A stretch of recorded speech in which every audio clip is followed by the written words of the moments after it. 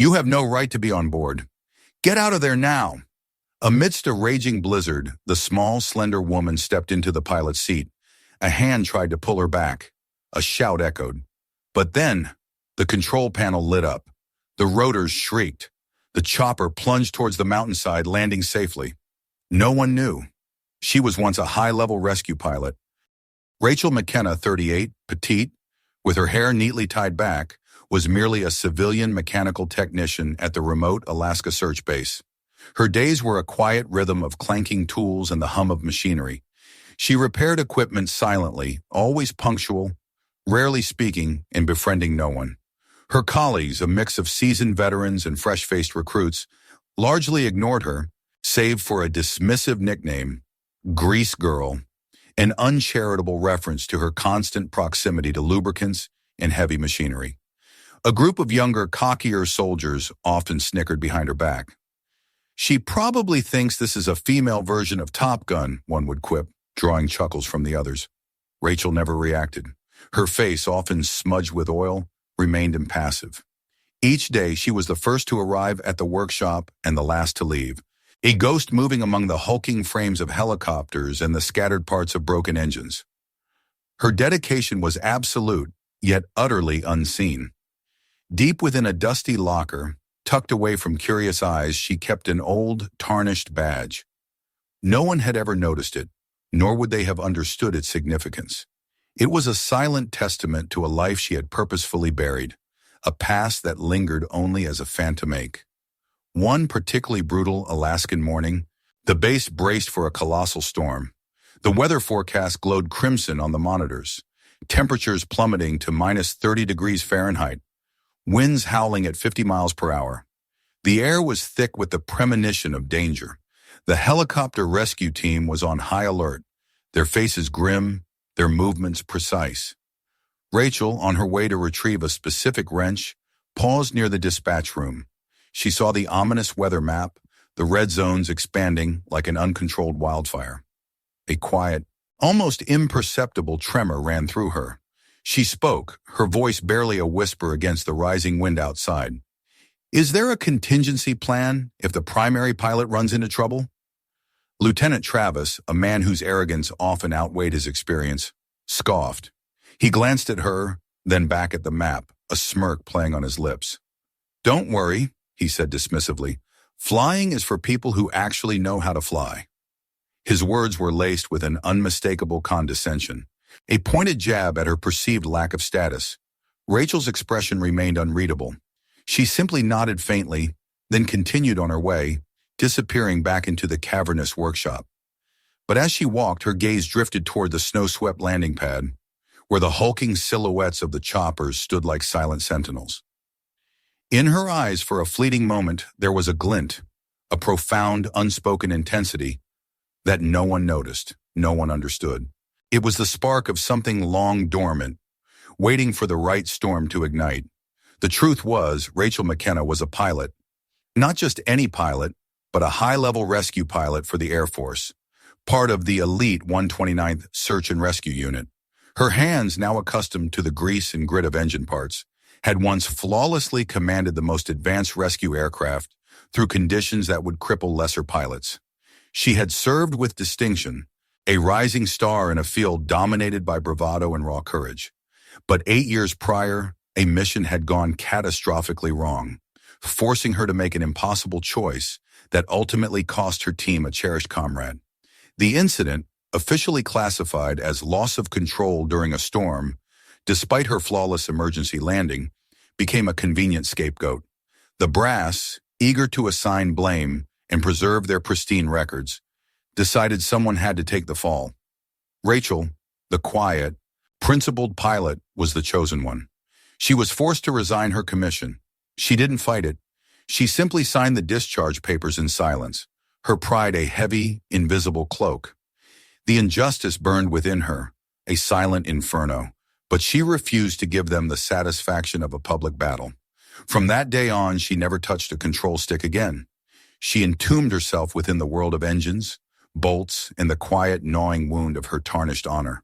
When she applied for the civilian technician position at the Alaskan base, her military record, particularly her piloting history, was intentionally omitted from her resume. She wanted no recognition, no questions, just the anonymity that came with turning wrenches. Her existence became a stark contrast to her past. One afternoon, while Rachel was meticulously recalibrating the radar system on a backup Black Hawk, a young private, full of bluster, leaned over her shoulder. "A technician touching the control panel?" he sneered, his voice dripping with mock concern. "Better not accidentally turn anything on." He chuckled, oblivious to the hidden expertise right before him. Rachel simply gave a faint nod, a barely perceptible acknowledgement of his dismissive words, then retreated, saying nothing. Her silence was her shield, her way of deflecting the constant, subtle jabs. She had no friends at the base. No one knew her real name, not truly. She was simply McKenna, or more often the belittling janitor girl, a testament to their profound ignorance of her true capabilities. Her solitude was self-imposed, a necessary barrier against the pain of remembering. One older, grizzled sergeant, a man with eyes that saw more than most, once approached her. "You ever fly?" he asked, his voice softer than the others, laced with a hint of genuine curiosity. Rachel offered a small, almost imperceptible smile, shaking her head. "I can only fix a few things," she replied, her voice soft, devoid of any inflection that might betray her past. It was a well-practiced lie, a necessary facade. Yet there was an unspoken language in her hands. As she expertly handled a grease gun or adjusted a delicate electrical circuit, her movements were always precise, almost balletic in their efficiency. A veteran technician, a man who had seen thousands of hands on countless machines, once mumbled under his breath, almost to himself, as he watched her work. "The way she touches the system, it's like someone who used to live in the cockpit." He couldn't articulate why, but there was an instinctive familiarity, a deep, ingrained knowledge in her every touch that spoke volumes to those who truly understood the subtle dance between human and machine. It was a forgotten melody, played out through her calloused hands. A week later, the blizzard descended earlier, and with far greater ferocity than predicted. It was a monstrous white wall, swallowing the base whole. Suddenly, a panicked distress call ripped through the dispatch room. A reconnaissance team, caught deep in the treacherous mountain passes, their vehicle overturned, injured and exposed. "Pilot non-responsive. Flight system error. Cannot start." The dispatcher's voice crackled, laced with desperate urgency. The situation was critical. One pilot, a seasoned veteran, attempted to launch, but the sudden, extreme pressure changes and blinding snow overwhelmed him, sending him reeling with vertigo. No one else on duty had the necessary certifications or the sheer audacity to brave such a storm. Lieutenant Travis, his face ashen, yelled into the comms, "No one touches that chopper without proper authorization." His words were futile, swallowed by the rising tide of desperation. Then through the chaos, a figure emerged from the workshop. It was Rachel. She didn't say a word. Her movements were calm, deliberate, almost serene amidst the pandemonium. She simply picked up her personal rescue kit, a small, worn bag that seemed to contain more than its size suggested, and walked purposefully towards the backup Black Hawk, its rotors already stiff with ice. A young soldier, bewildered by her sudden appearance, tried to block her path. "What are you doing? You don't have orders to—" Rachel stopped, her eyes, usually downcast, now blazing with a fierce, unwavering light. Her voice, though quiet, cut through the din with an unexpected authority. "I once pulled 3 survivors from an avalanche in Juneau. I know what I'm doing." The words hung in the air, a revelation that silenced the young soldier instantly. She walked straight into the cockpit. Inside the dispatch room, shouts erupted over the radio. "Travis, she's powering up the system." "Who authorized this?" Inside the icy cockpit, Rachel's hands trembled for a split second, then stilled. She took a deep breath, the cold air burning her lungs. Her fingers, those same hands that meticulously cleaned engine parts, now glided across the control panel. Each switch, each dial, seemed to be recalled not by conscious thought, but by an innate, almost muscle memory reflex. It was as if the aircraft itself recognized her touch, responding to a forgotten command. The system lights flickered, then blazed to life. Warning indicators vanished. The rotors began their slow, grinding rotation, a low hum that quickly escalated into a powerful roar. The chopper, a beast awakened, lifted off the ground, defying the violent gusts of the blizzard. She flew directly into the blinding whiteout. There was no functional GPS, no active radar. The storm had rendered modern technology useless, but Rachel didn't need them. She knew how to read the snow, its texture, its movement, the subtle shifts in visibility.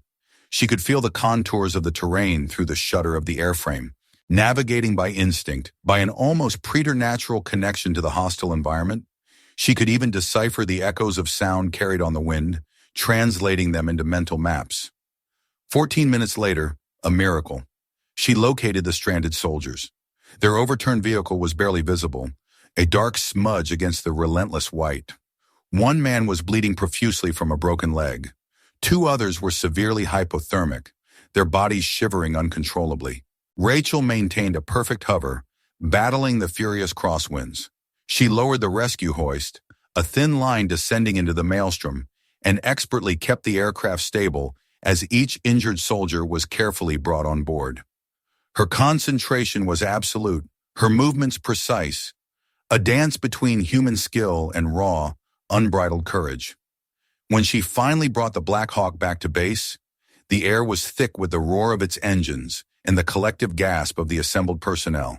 Everyone had rushed out, drawn by the incredible sight of the chopper returning through the impossible storm. The chopper door hissed open. Rachel stepped down, her face lightly coated with a thin layer of ice, her eyes clear and unyielding. Lieutenant Travis stood frozen, his eyes wide with a mixture of disbelief and awe. He couldn't utter a single word. A senior officer, shaking off his shock, pointed towards Rachel. "Who flew that?"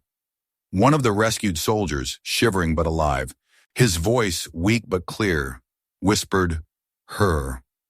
The one they called Deadweight. The nickname, once a badge of contempt, now became a testament to an unimaginable feat. The truth finally had taken flight. The next day, an internal-based newsletter carried the headline, stark and undeniable, "Technician saves 3 lives from blizzard." The quiet, unassuming Grease girl was suddenly, irrevocably, at the center of attention. A ripple of whispers turned into a wave of quiet astonishment. The mockery ceased. The snickers died. The base commander immediately convened an unscheduled meeting. The entire personnel, from the highest-ranking officers to the newest recruits, gathered in the hangar, a place usually reserved for maintenance and pre-flight briefings. The air was charged with a mixture of anticipation and lingering disbelief. The commander walked in, his expression solemn, and beside him, to the utter shock of everyone present, was a figure of almost mythical status, General Carter, the legendary commander of the Air Force Search and Rescue Forces. General Carter, a man whose presence commanded instant respect, looked directly at Rachel, a subtle nod of profound recognition on his face. His voice, deep and resonant, filled the vast hangar. "We never forget those who held the lives of others in their hands," he declared, his gaze unwavering as he locked eyes with Rachel. Then General Carter began to tell the full story to the entire assembly. His words peeled back the layers of misconception and injustice that had shrouded Rachel's past for years. "Rachel McKenna was once the finest pilot I ever trained," he announced, his voice echoing with conviction. "She wasn't discharged because of incompetence, but because of an honorable silence." He recounted the details of her last mission, the impossible decisions she'd faced, and the unfair blame she had silently carried. A collective gasp swept through the room. Faces previously contorted with skepticism now registered dawning comprehension. The young soldiers who had mocked her stood stunned, their faces flushing with shame. Lieutenant Travis, who had dismissed her so callously, slowly, quietly, bowed his head, unable to meet her gaze. The weight of his past condescension was crushing. A young private, his eyes wide with newfound understanding, whispered to his comrade, "She's Ghost Bird, the one who landed in the snow all those years ago." The legend, once a distant whisper, was now standing before them, alive and undeniable. Rachel, overwhelmed by the sudden shift in atmosphere, simply offered a small, almost shy smile, and instinctively stepped back, attempting to fade into the background as she always did. But this time, the entire base rose to its feet. The thunderous applause was deafening, a powerful emotional tribute to a hero finally recognized. It was a standing ovation not for a rank, but for resilience, not for a uniform, but for an unwavering spirit. The applause was for Rachel McKenna, the quiet mechanic, the forgotten pilot, who had found her honor again in the heart of a blizzard. Never underestimate someone simply because they are silent. In the most critical moments, true honor will always emerge, without needing an introduction. Rachel McKenna was no longer the small technician. She became a symbol of raw courage, of instinctive memory, and of a quiet bravery that needed no grand pronouncements. Her actions redefined what true strength looked like at the base. From that day forward, everyone knew, when the storm came, she would be the first one to fly into it. The base's DNA had fundamentally changed. Their understanding of heroism had expanded. She wasn't famous, but she deserved to be remembered. Forever. And now she would be.